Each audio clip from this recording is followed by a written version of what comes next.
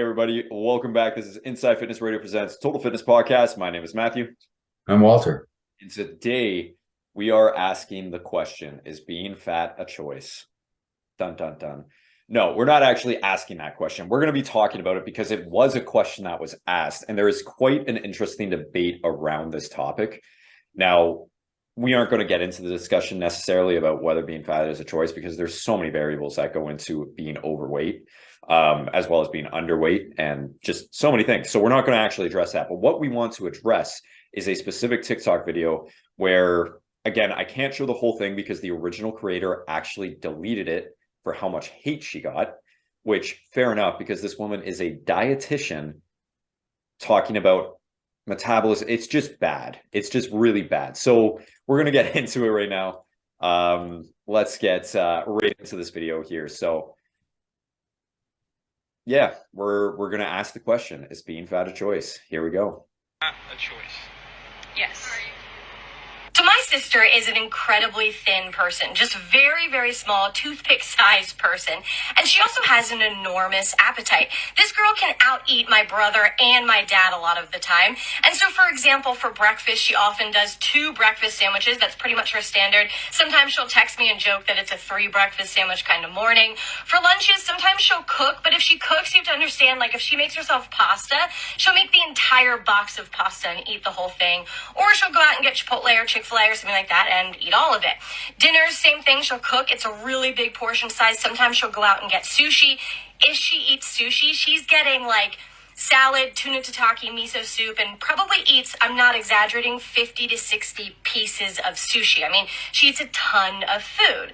This girl also doesn't exercise at all. Like, never. Sometimes she goes to the gym and she sits in the sauna, but that's about it, right?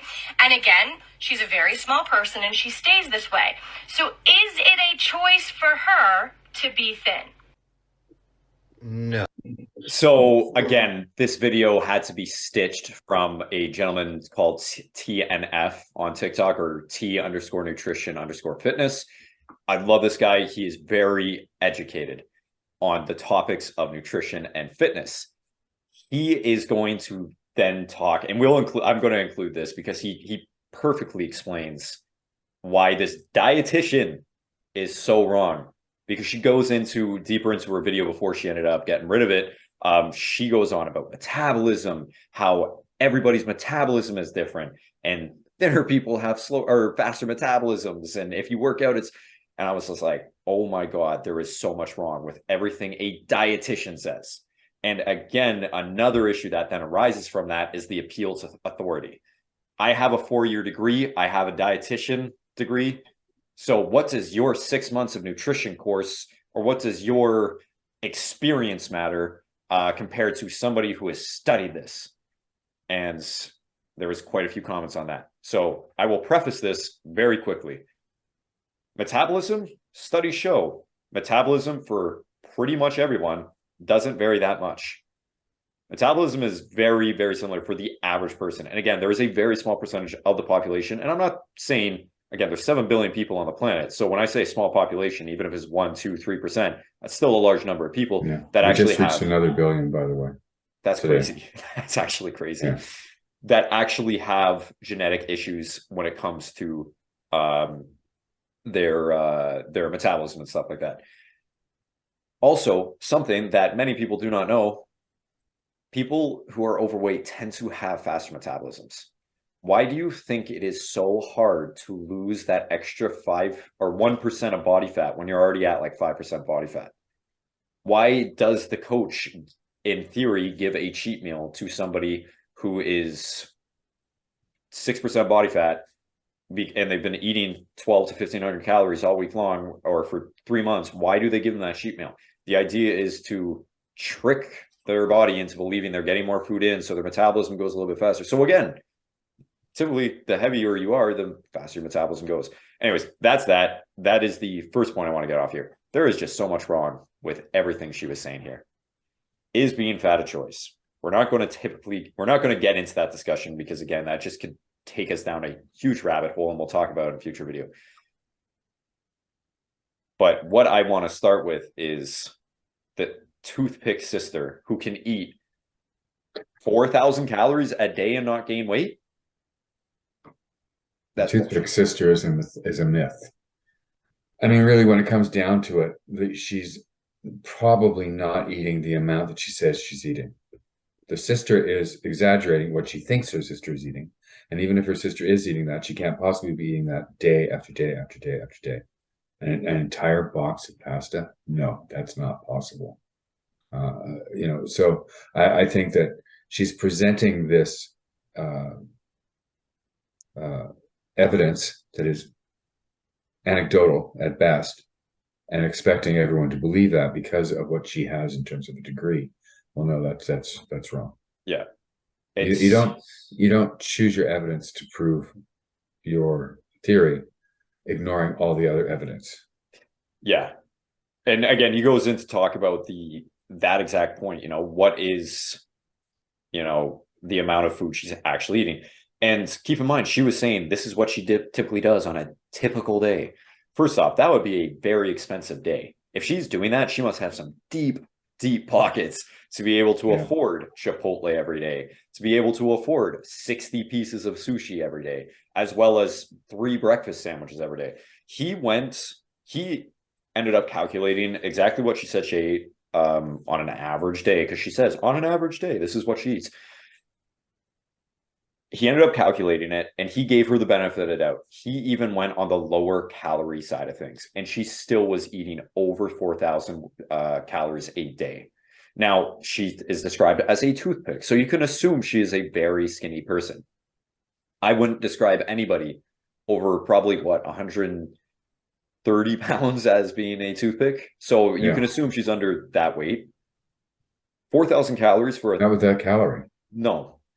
But I will give anecdotal experience because I have it personally. I know we're saying anecdotal experience, or anecdotal evidence, but I'm going to say something because everything she was saying was wrong. And I know that for a fact based on what I used to do as that toothpick, because I was.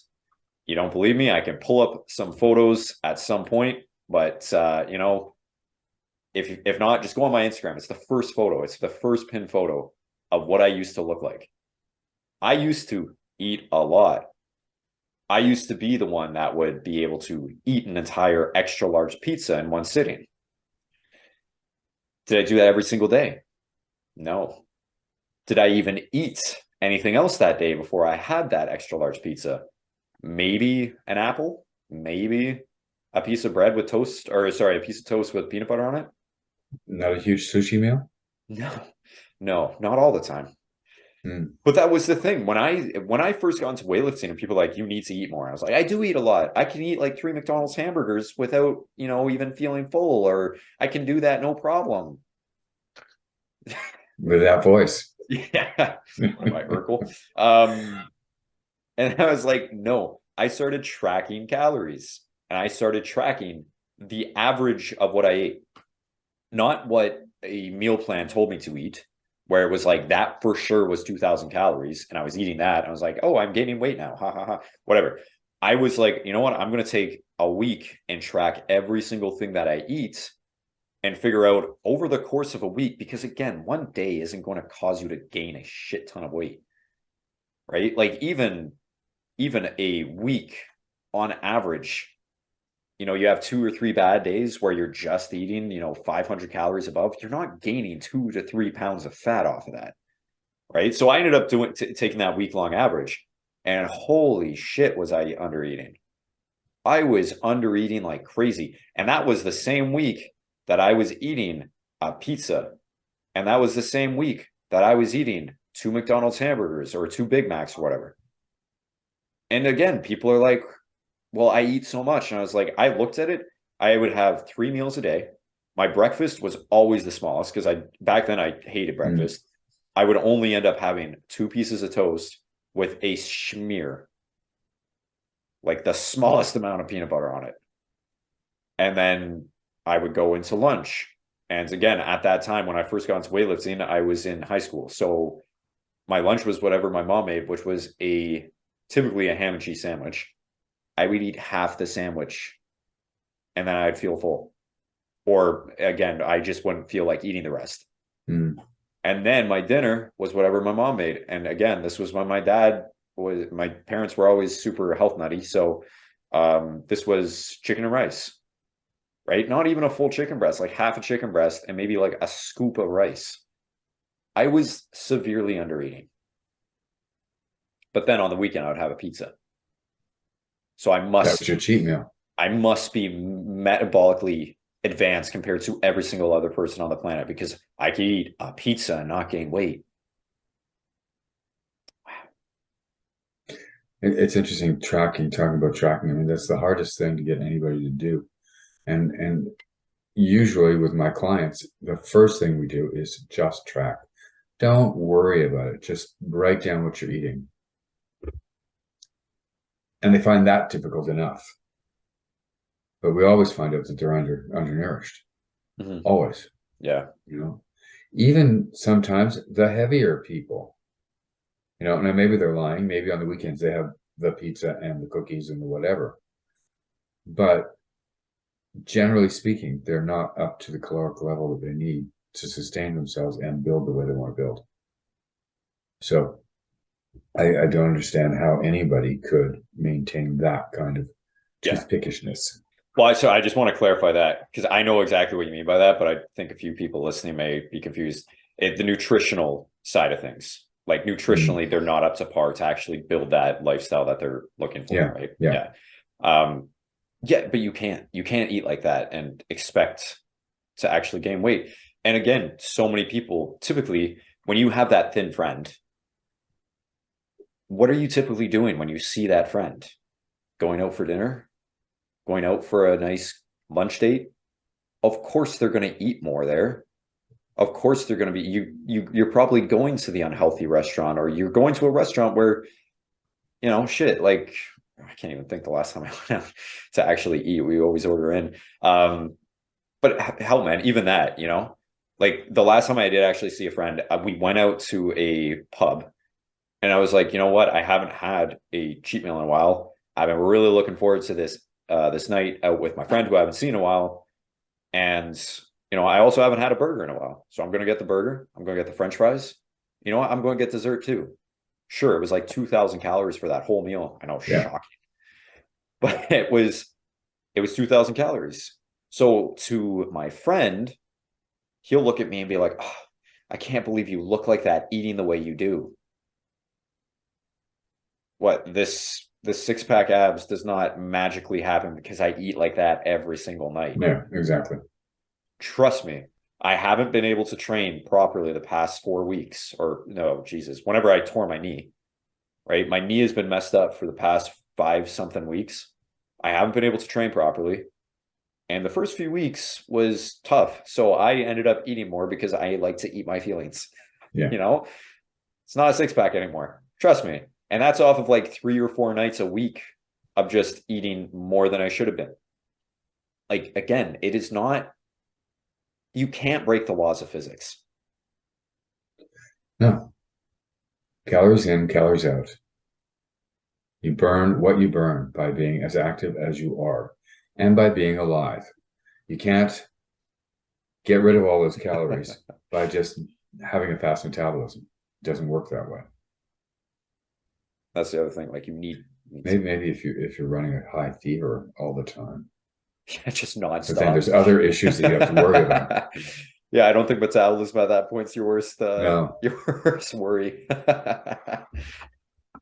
But again, guys, you know, it's a stupid question to ask. Being fat a choice?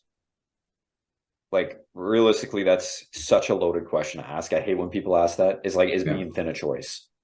You know, how about we start educating people on the proper science behind it, how to properly, sustain a healthy lifestyle instead of worrying so much about the 60 pieces of sushi that your toothpick thin sister eats.